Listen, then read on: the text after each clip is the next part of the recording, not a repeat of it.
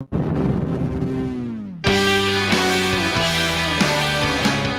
everybody. Hope you're having a good Friday. We have former Wolverine Jerry Diorio with us on the show.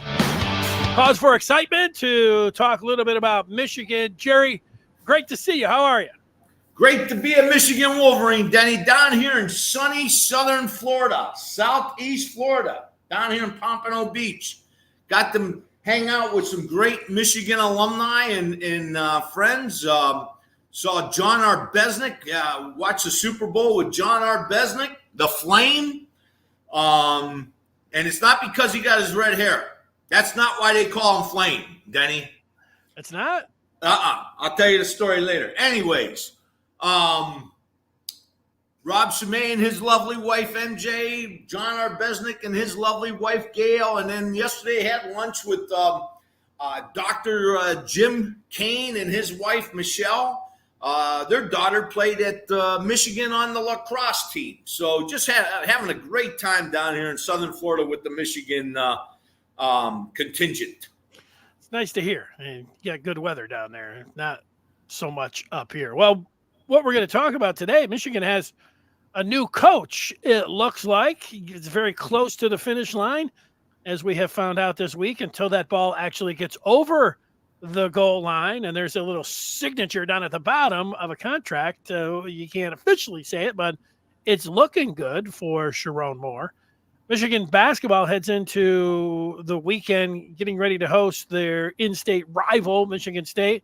Let's see if Jerry's going to watch that game, but we're going to start with this big news with Keon Sabb, the Michigan safety, entering his name into the transfer portal. First thing you think of, Jerry, when you see Sabb has put his name into the transfer portal?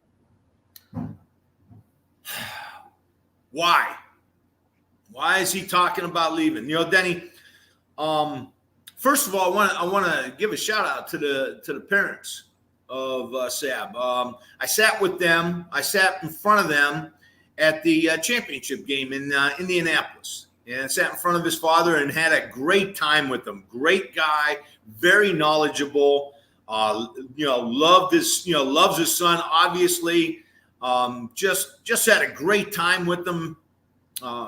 Unbelievable knowledge of the game. I mean, he was saying he pointed out some things that I said on air about Michigan trying to hit their tight ends over the middle. There was nowhere to go with the ball. We both saw that during the game.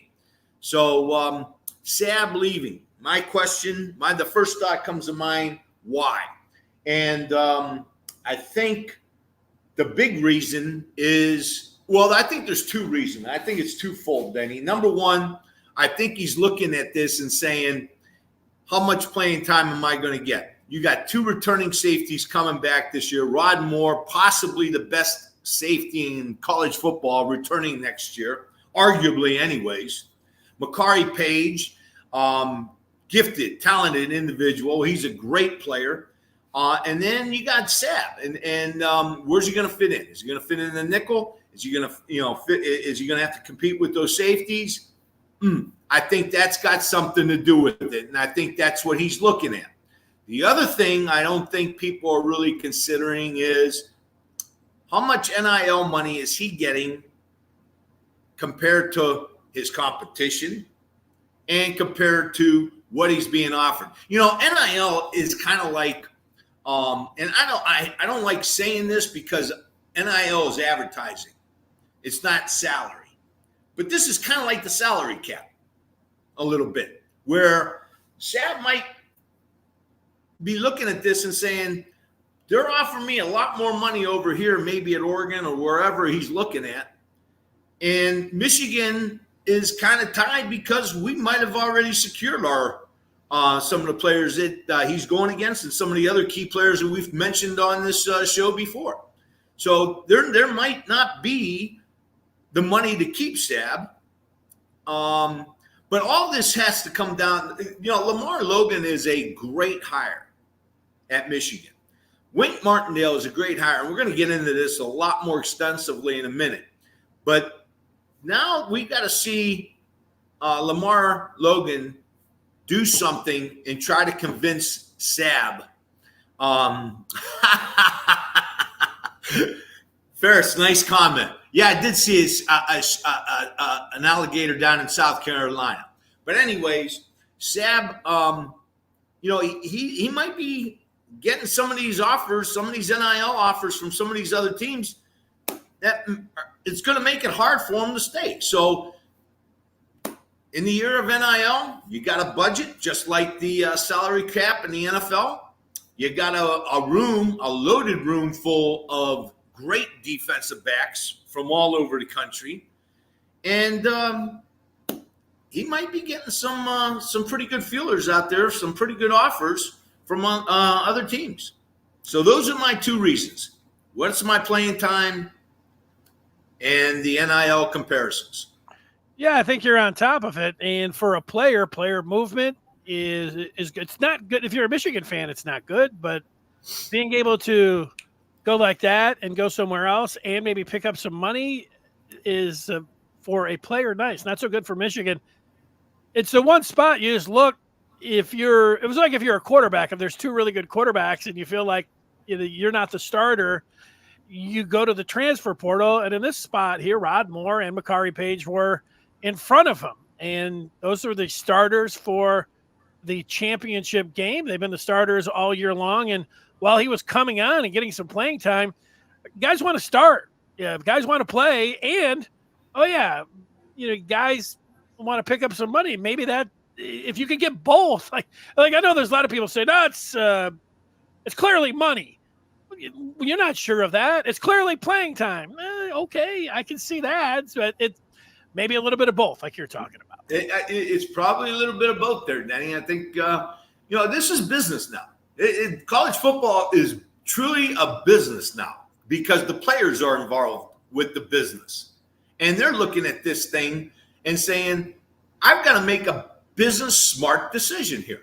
I think we can still get them back. I think there's great opportunity. I think the selling points are, Sabb, number one, you are 6'1", 190 pounds. You're going to bring, or 210 pounds, I think he is. You're going to bring something we can really utilize in that secondary. Number one. Number two, like I said, LaMar Logan. Welcome to the University of Michigan. Now go secure Sabb. That's your first order of business.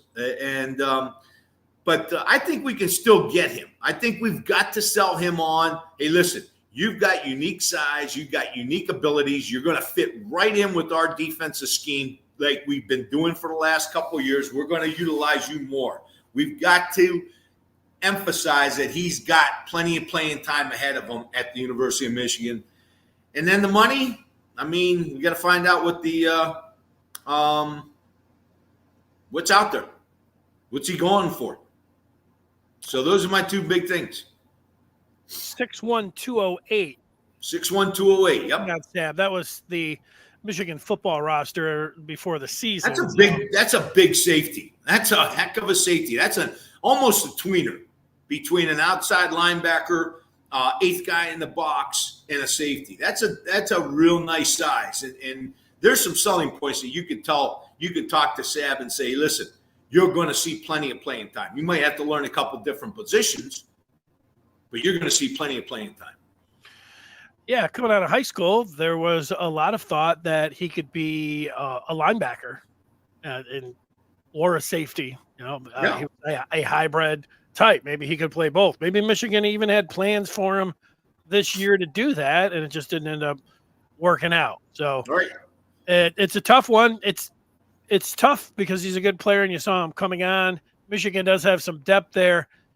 It is college football, but so much it feels like the NFL now. It's almost too bad that you can't, in a spot of depth like that, say, yeah, boy, you'd like to trade Keon Sabb for, I don't know, a 6'4" wide receiver or something. It doesn't work that way, but now they're out of there. But that's what you were talking about with the salary cap. They do have the amount of money that they have, even though they can't actually offer it. That's the whole great part and where everybody is at right here, because what are we really talking about?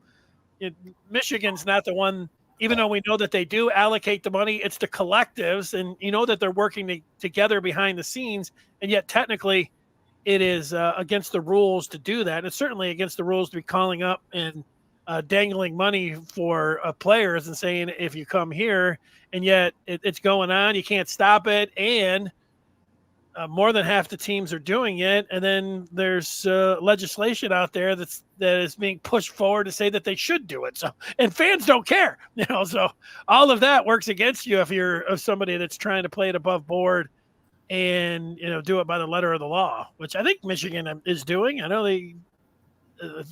you look over the past few years with the recruiting, and it should be better when it comes to the very top players, but the top players have earned their rankings through all the various services like Rivals, and what comes along with that is a pretty good a compensation promise package before you ever set foot on campus. So it's one of those things that Michigan fans continue to look at and wonder when they're going to be able to get involved with the very top guys, and then situations like this as well. So, these next couple of years, Danny, are going to be very interesting. If revenue sharing does go through the way I think it's going to, it might take a few more years than a couple, but I think that's where the money is going to be known and able to be policed.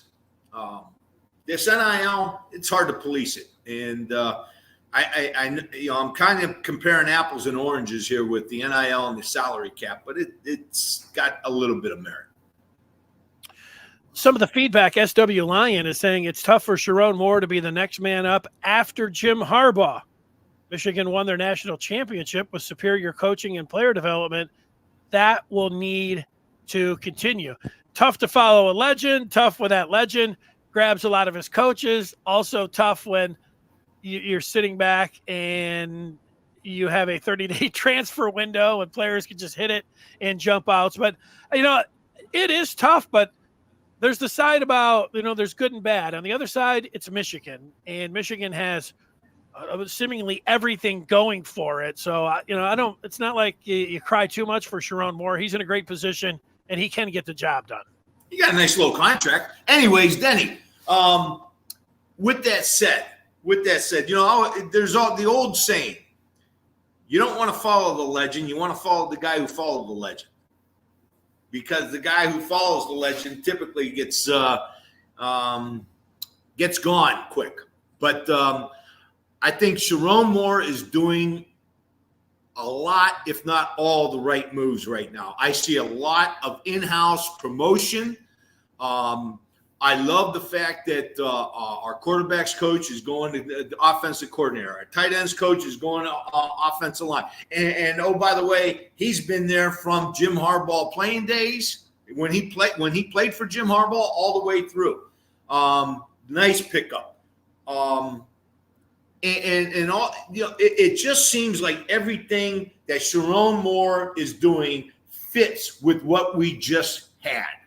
And I'm feeling very optimistic about 2024 season. If we keep our players, hopefully we can sign Sabb. But if we keep everybody else, I think we're in for a real nice run in 2024. Don't kid yourself.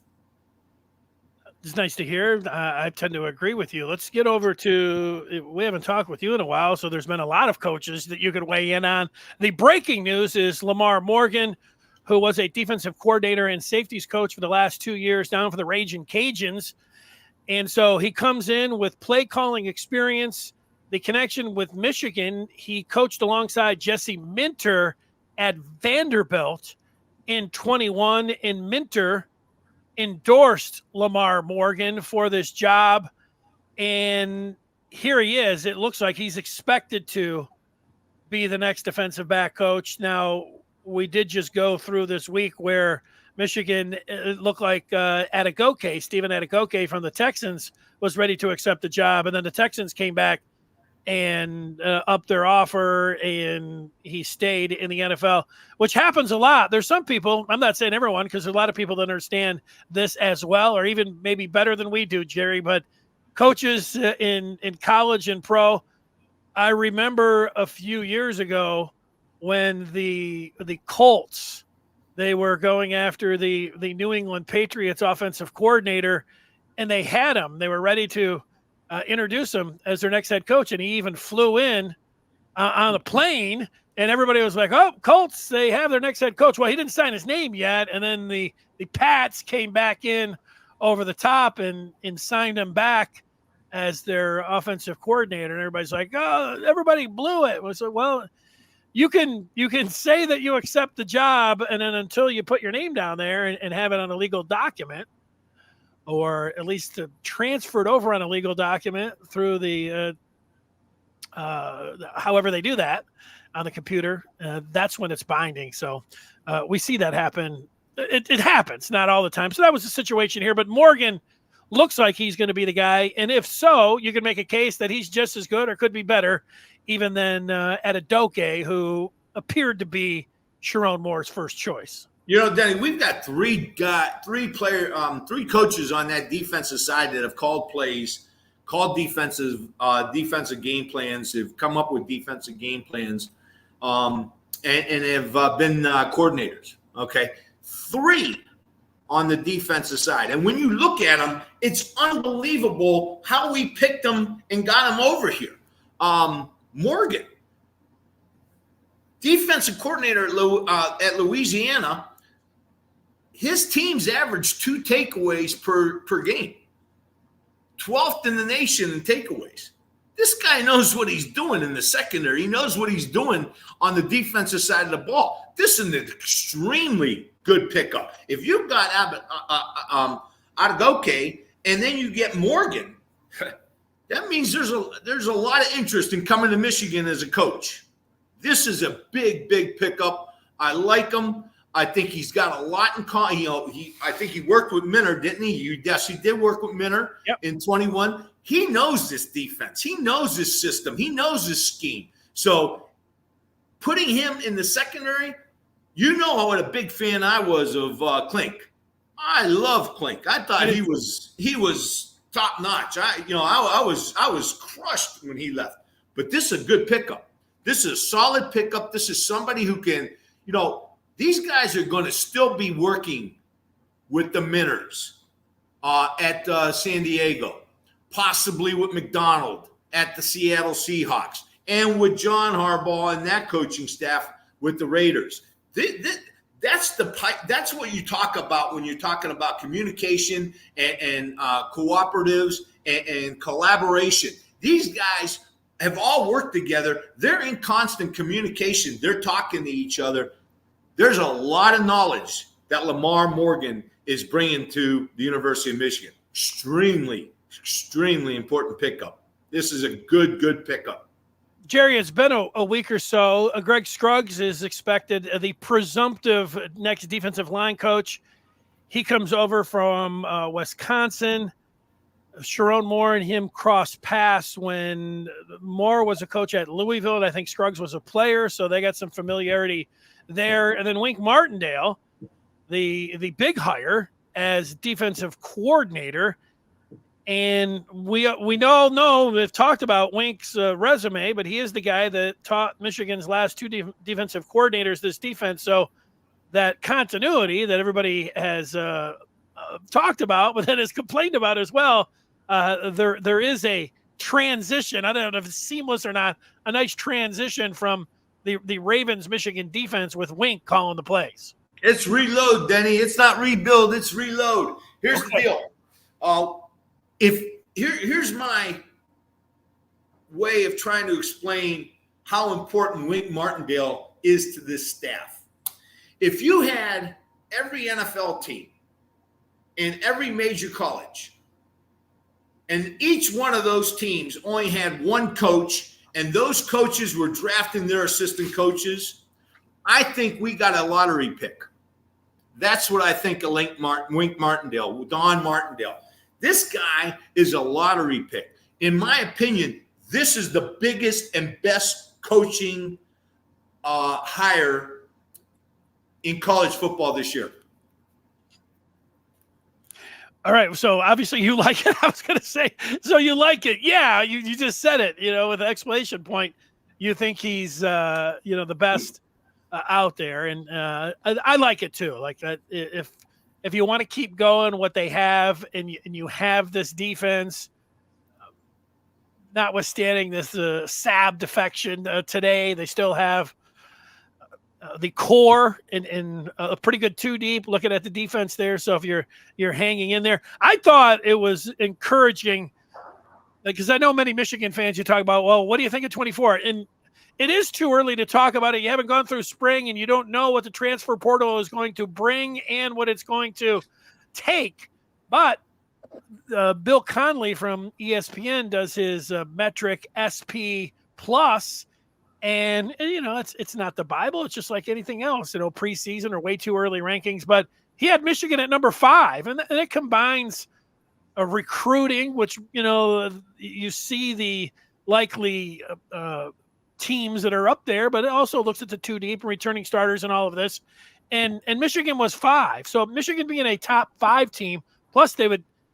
That's not taking into account like when you think about the preseason rankings, because defending champs do tend to get respect because there's some of these voters that are like, until Michigan's knocked off at number 1, I'm going to have them at number 1, which is okay. The preseason rankings, people don't, they're just there as a guide. You don't get too worked up, but the SP has a little bit in it. And the good news is that Michigan was in the top 5. Now, the bad news is that OSU, Oregon, and Texas were 2, 3, 4, all of who Michigan plays, but the Wolverines have the Ducks and the Longhorns at home. So, some good news, bad news, but, you're talking about next year a little bit. And as we sit here on February the 16th, it's still a promising season on tap for the Mason Blue. I know that. You know that, right? We are starting at day 1. There is nobody that I fear on our schedule or in this country next year.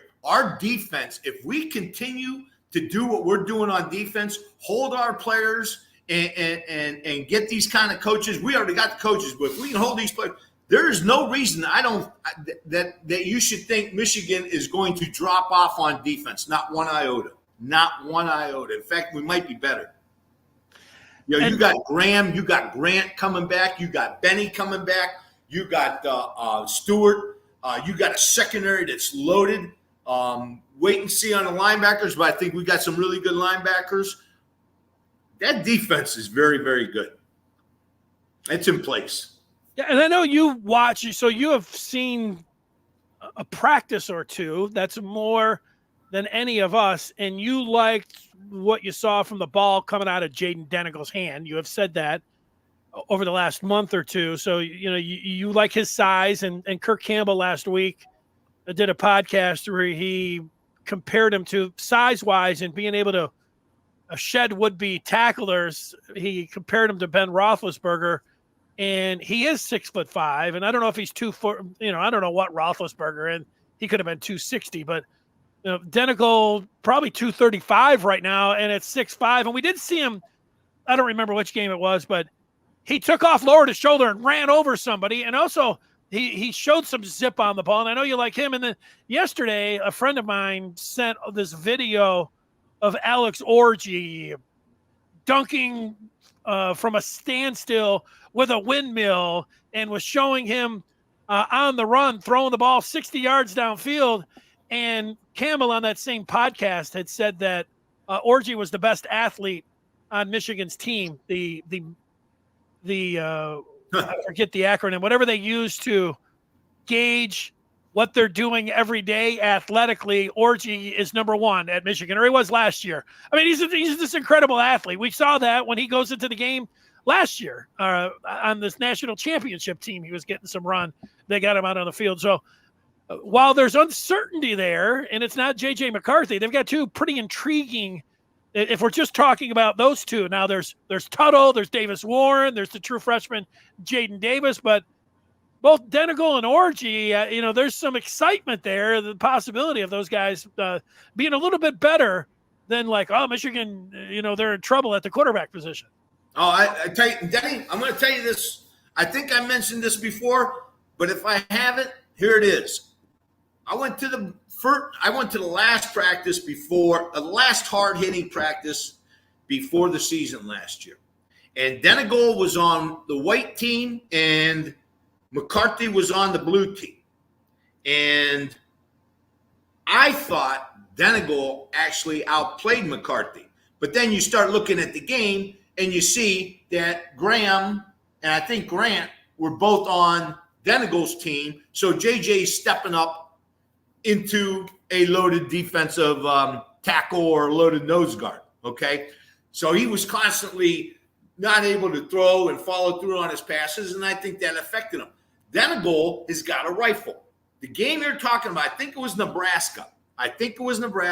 He threw a nice pass over in the middle to the tight end, and it was a rope. Was it a touchdown? I'm not even sure. I think it was a touchdown. He did throw a touchdown this year, and okay. I think it was the Nebraska game. So and that was a rope.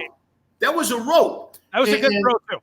And that was the same game where he ran and put his shoulder down and ran through a tackle. The thing I think our offense missed more than anything this year was the second running back getting the ball, meaning you either have two running backs in the backfield and you're switching who's getting the ball, or you have a quarterback and a running back, and then the quarterback is your second running back. Do you understand what I'm saying, Denny?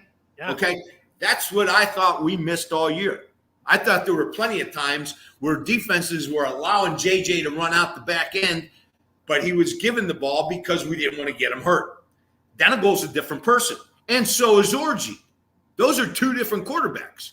Now, the accuracy of Orji, I got to see. I didn't see it on that day. I don't know his accuracy. I saw Denigol. I liked him a lot. I liked him a ton right from Jump Street, and I liked the fact that he could run the ball. Both of those quarterbacks can run the ball, and I know one can throw and possibly two. I'm thinking our quarterback's on the roster right now. And I've got no problem with that. I have no problem. In fact, I'm excited about it. Well, however you look at the quarterback position, whether you want a pocket passer or whether you want a guy that can do both, one thing that we know that Orji can do for sure is run the ball. And it was last year during one of Harbaugh's news conferences, Orji was a little bit banged up, and then he said, yeah, we're going to put him up on kick return. And then Harbaugh said, he's the greatest kick returner I've ever seen. Something along those lines, whether he said he's the greatest in college football or the greatest he's ever seen. But it was completely high praise. But he's just he's an electric athlete. That's what you're dealing with. I mean, he's a special. You have great athletes. It's a sport of great athletes, and you might have the best in college football, and that's not going on. That's just what you're dealing with now. What you're talking about, being able to throw the ball, how accurate, but athletic ability, and what you have back there. Who knows what you're dealing with? When it comes down to it, the offense could look way different if you're really sitting over there and you think, hey, we've got a guy that can just do it with his legs. I think next year we have to seriously consider more outside zone than inside zone. And outside zone, meaning I think Donovan Edwards is more of an outside kind of guy, although he's broken some huge plays up the gut. I mean, huge plays. Twice against Ohio State, twice against Washington. I mean, right up the gut. But I like our outside package. And one of the things I really like about our outside package is if we can read some of this a little bit more on this lateral movement, that's going to allow our quarterbacks to expose the inside game right up the gut. We used to run veer power where we're reading that C-gap player. If he comes up on the back, quarterback's going right behind the guard. The same thing on the counter that Orji ran.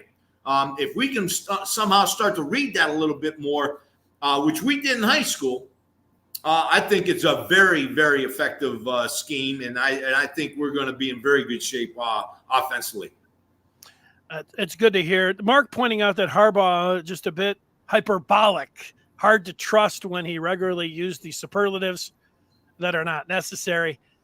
And there is a point to that.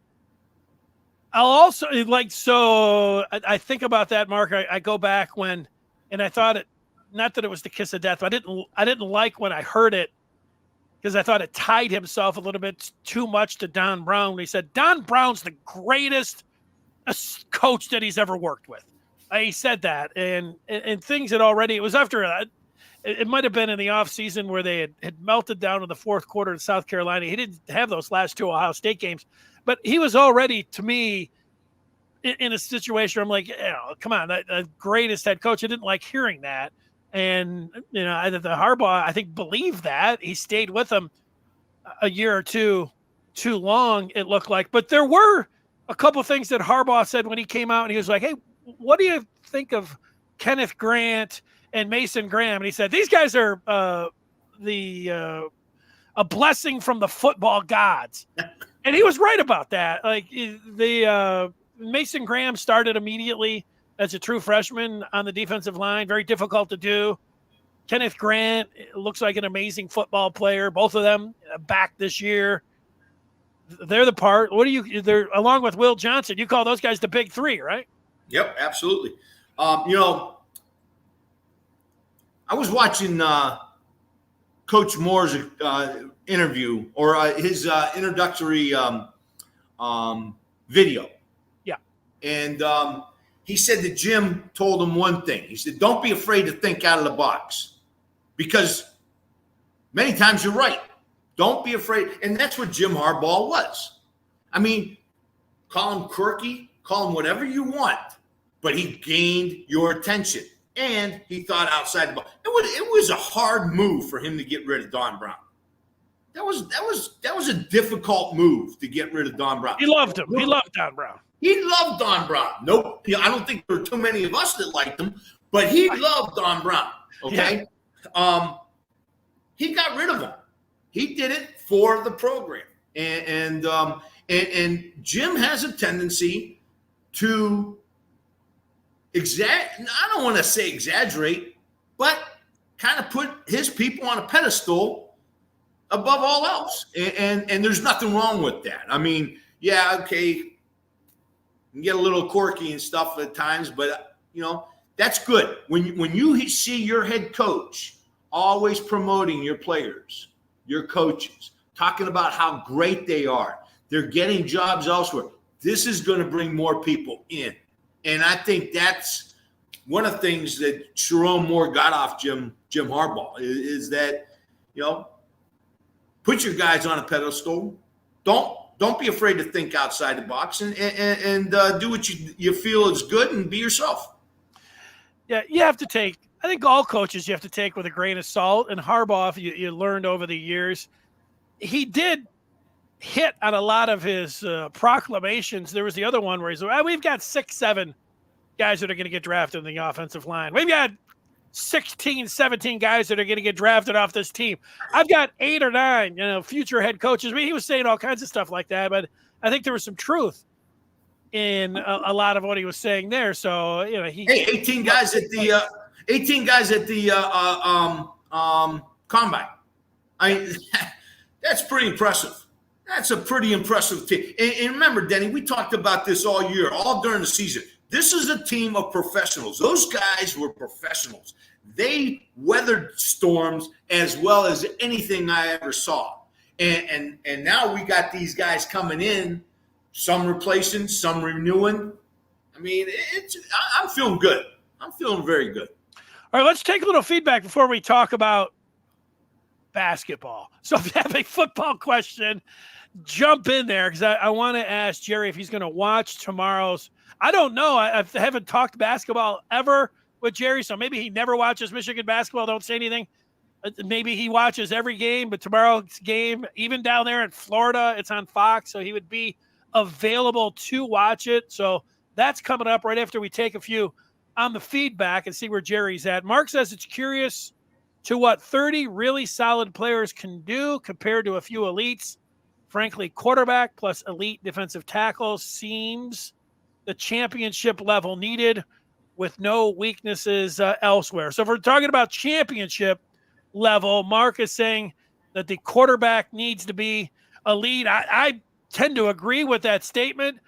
I do go back to 21 in Kate McNamara a game manager, whether you think of that term. I wasn't an elite quarterback, but he was good enough to put Michigan in position to get to the college football playoff with what U of M was doing. If it was just J.J. McCarthy, I'd be sitting here saying, you got to do everything to get a quarterback, because you don't have a quarterback, you're not going to be able to beat Ohio State and win the Big Ten. But they showed in this 3-year run that can happen. But overall, I do agree with what Mark is saying here, especially about the quarterback. How about his overall point about 30 really solid players compared to a few elite?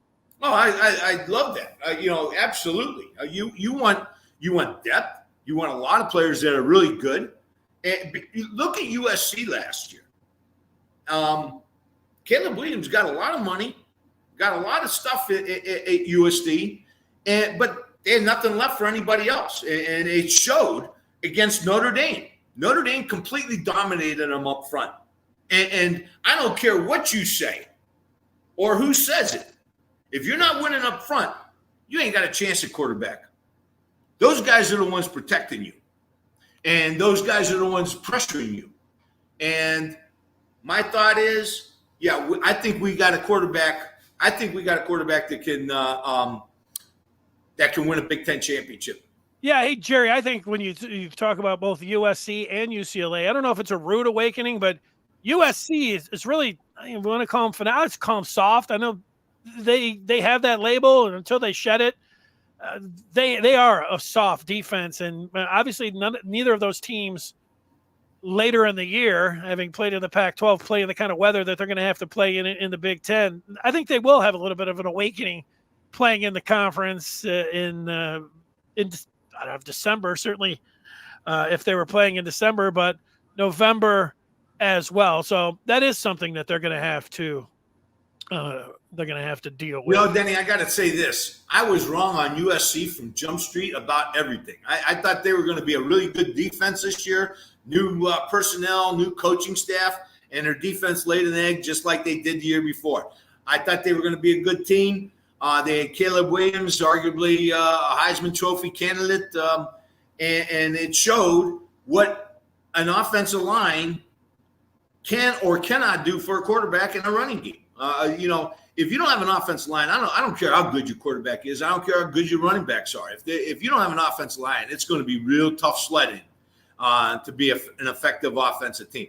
Now, what I will say is I was all over USC getting thumped in the bowl game this year. I thought that was one of the better picks.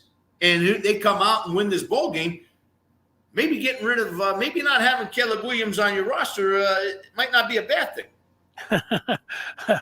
I'm with you on this. So let me ask you, you say that you're the general manager of the Chicago Bears. You have the number one pick, but you also have Justin Fields. What would you do with the first pick? Would you trade it, or would you pick a quarterback? What beautiful. I love this question. I'm going after Marvin Harris right now, right away.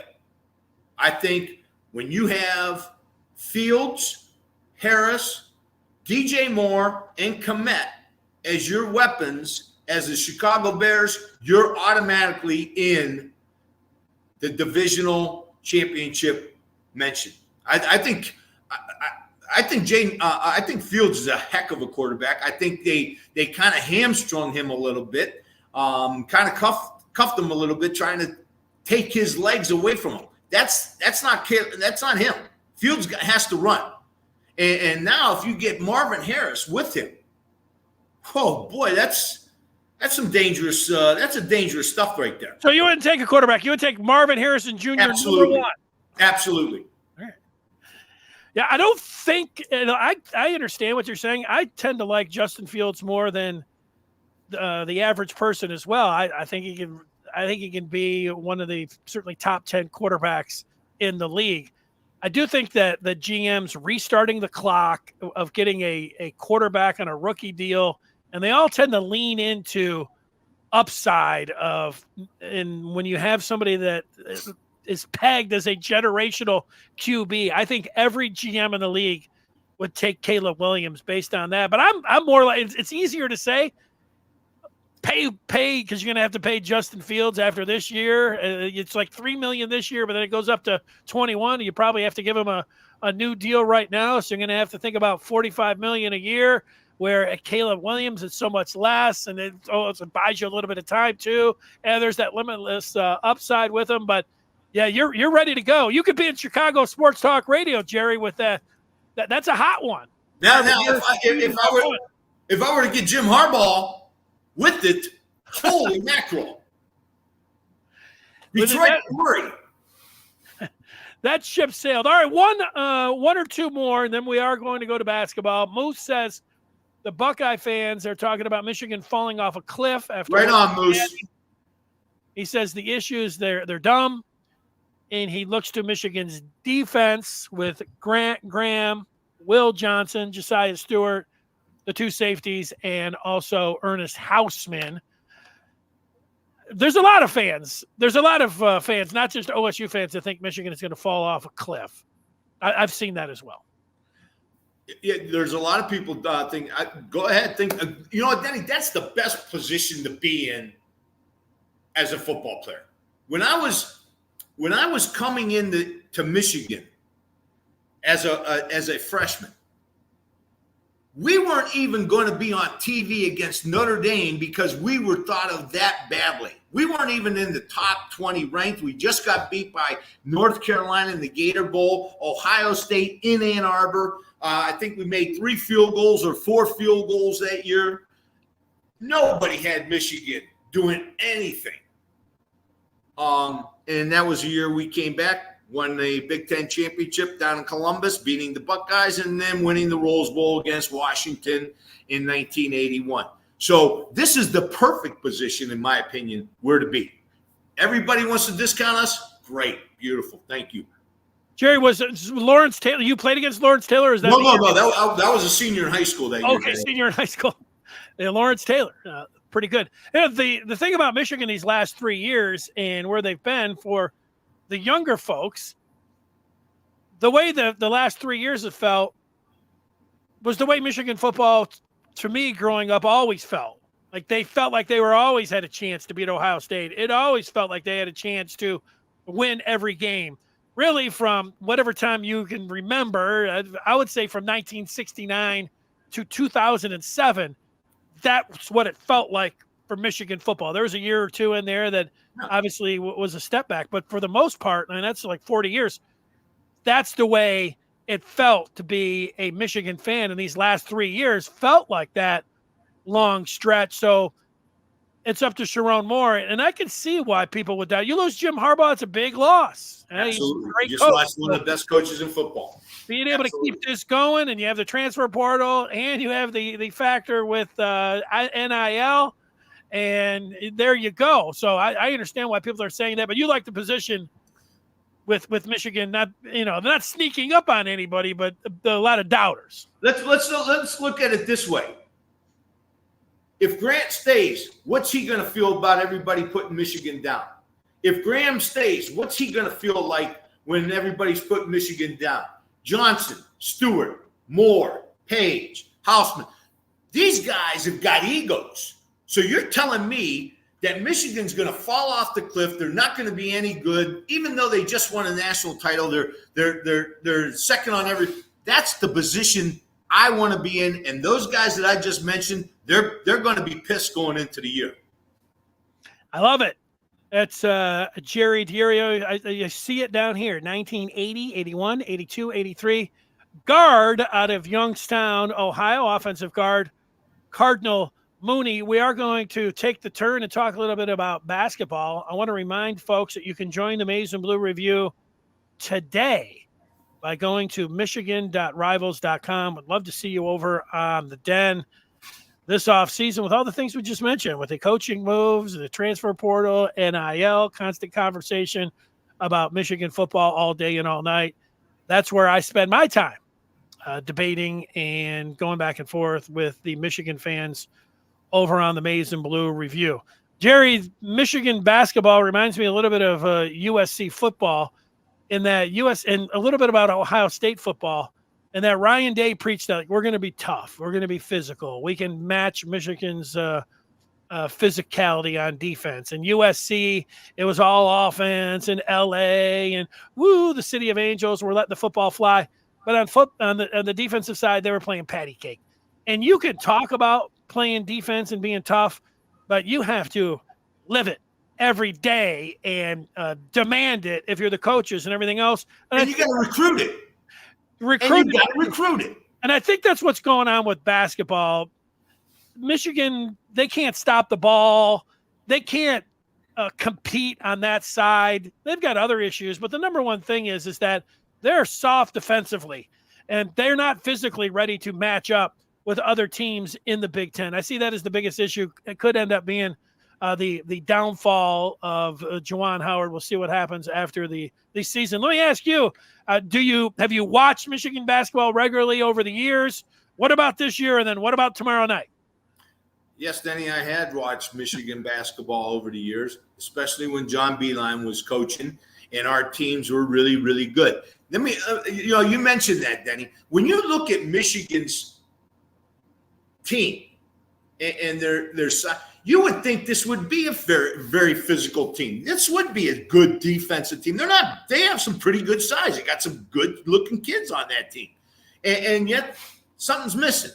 Beilein, I never thought we would go into Michigan State and beat Michigan State in Lansing with John Beilein's teams. They never looked like they were very physical. They never looked really big. They had a lot of 6'6", 6'7" forwards.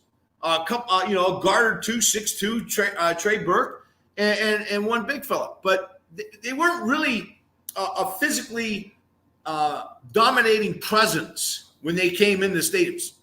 I might be wrong. Didn't see much coming into it. I didn't see much firsthand at a game. Just watched it on TV. But they played hard.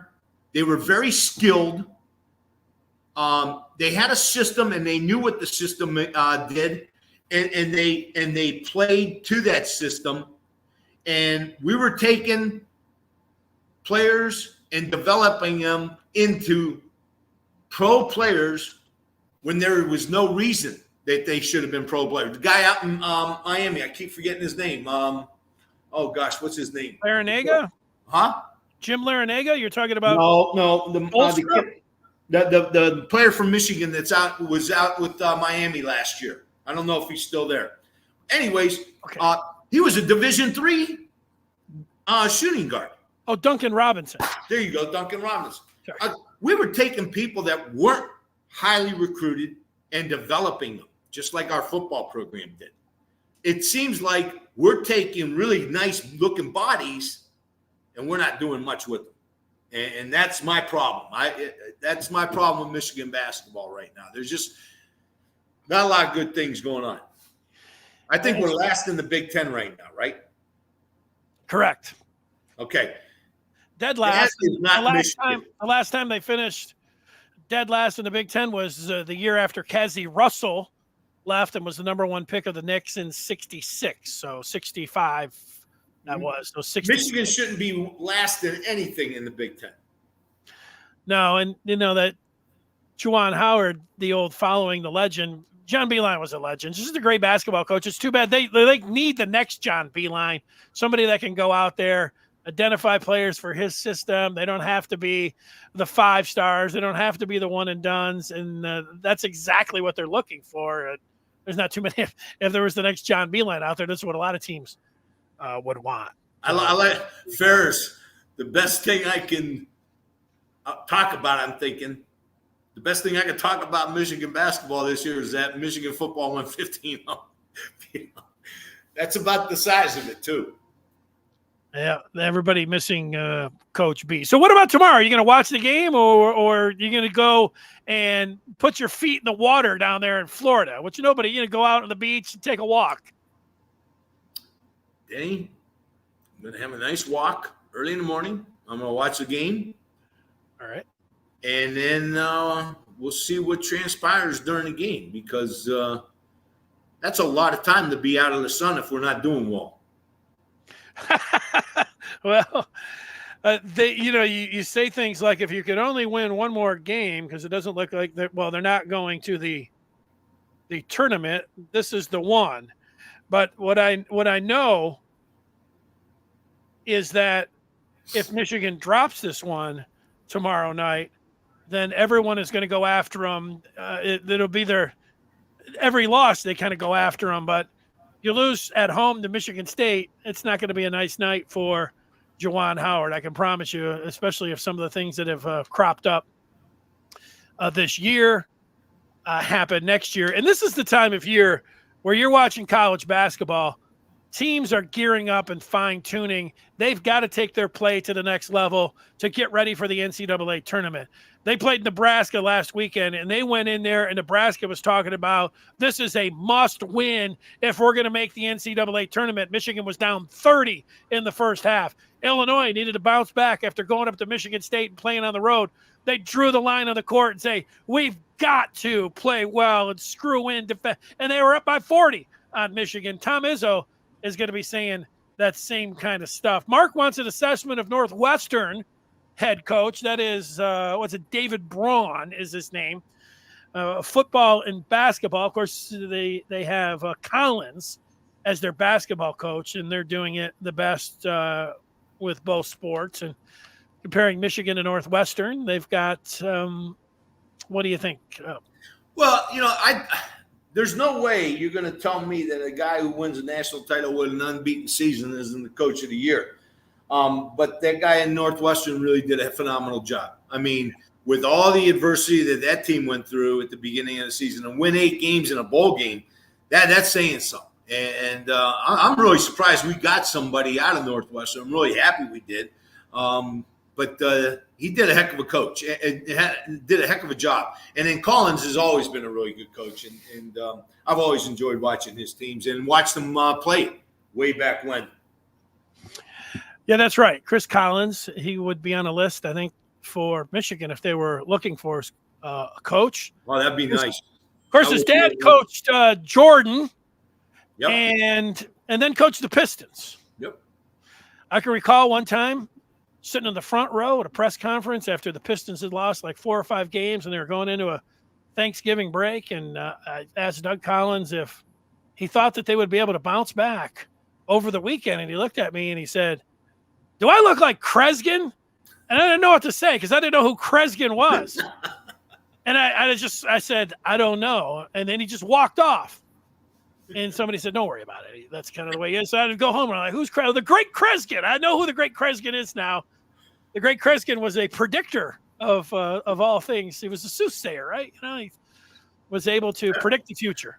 So Doug Collins was not able to predict the future. He was mad at his team, and he used me in that situation. But that's all right. But I'll never forget it. Ferris has got the best comments of the day. I gotta tell you, Ferris got the best. You're asking me if I seen a snake or a gator. How the heck do you know I hate snakes and gators, Ferris? I don't have any idea how you know that. Number one.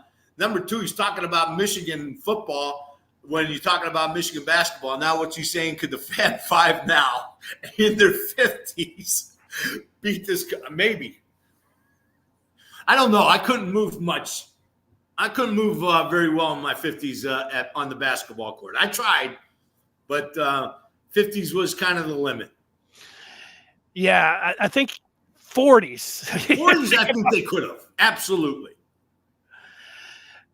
Juwan Howard and Chris Webber. Chris Webber I don't know if he can even walk. It's gone through. Jalen looks like he could still play.